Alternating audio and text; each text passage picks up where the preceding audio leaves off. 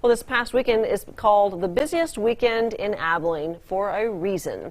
College graduations, all three of them, the Western Heritage Classic and Mother's Day. And it was busy out on the street. The restaurants were busy. Everywhere. It was busy. Yes. And the impact those events made on the Key City meant nearly $1 million for the local economy.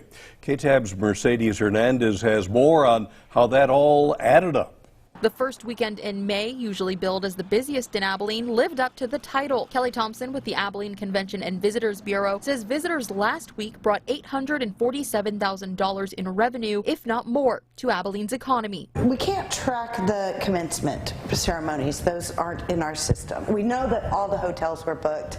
We know the restaurants were packed, and that it was a really busy weekend. Thompson also says crowds for graduations, Mother's Day, and the Western Heritage Classic all showed pre-2020 levels of attendance, a trend she hopes continues. We are seeing pre-pandemic numbers for travelers. The Western Heritage Classic roping in a good portion of those visitors to the Taylor County Expo Center. I'm going to estimate that we had a good crowd of about 34,000 people. Executive Vice President and General Manager Rochelle Johnson says exact numbers for the Classic have not been figured yet, but full showings at the Classic's rodeos, parade, and horse races are a good sign for the Expo Center. We had a deficit of $550,000 last year that we lost due to COVID.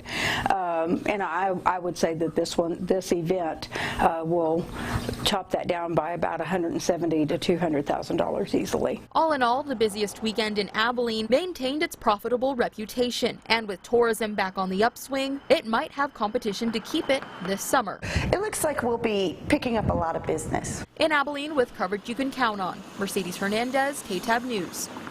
All very encouraging. Very. Thank you, Mercedes. The next major event coming up at the Expo Center is the Texas High School Rodeo Finals. That's in June. The Children's Art and Literacy Festival, or CAF, also planned for June, and that'll be in downtown Abilene. More excitement to come. It's coming.